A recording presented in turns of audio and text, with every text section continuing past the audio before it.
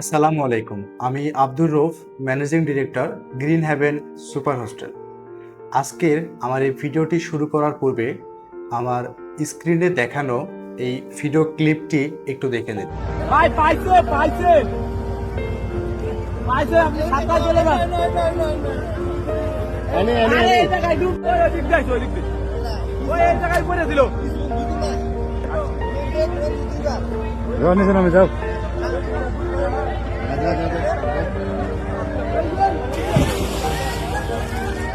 এই ভিডিওটি গত পরশুদিনের বিএফ শাহিন কলেজের একজন শিক্ষার্থীর পানিতে ডুবে মর্মান্তিক মৃত্যুর সময়কার একটি ভিডিও।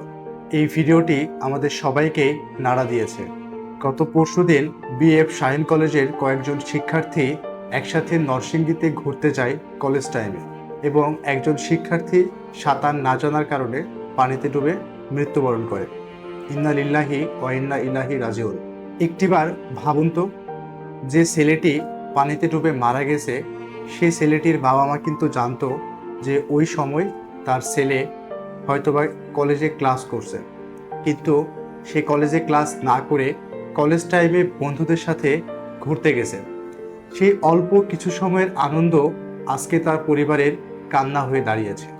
বন্ধু বান্ধবকে নিয়ে কোথাও ঘুরতে যাওয়া খারাপ কোনো কিছু নয়, কিন্তু পরিবারকে না জানিয়ে কলেজ টাইমে ক্লাস না করে এরকম রিস্কি একটা জায়গায় ঘুরতে যাওয়া সচেতনতার প্রশ্নে প্রশ্নবিদ্ধ হতে হয় সবাইকে।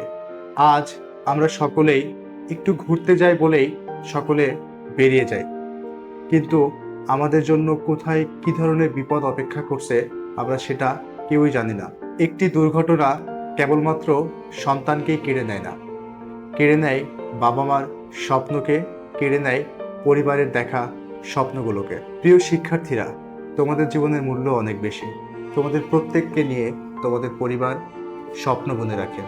তাই যে কোনো সিদ্ধান্ত নেওয়ার আগে নিজের নিরাপত্তা, পরিবারের চিন্তা এবং ভবিষ্যতের কথা মাথায় নেওয়া প্রয়োজন। আর অভিভাবকদের প্রতিও বিনীত অনুরোধ, আপনার সন্তান কাদের সাথে লেখাপড়া করছে, কাদের সাথে মেলামেশা করছে, সে কিভাবে চলাফেরা করছে এবং তার মানসিক অবস্থা কেমন, এই সকল বিষয়েও আপনার নজর রাখতে হবে।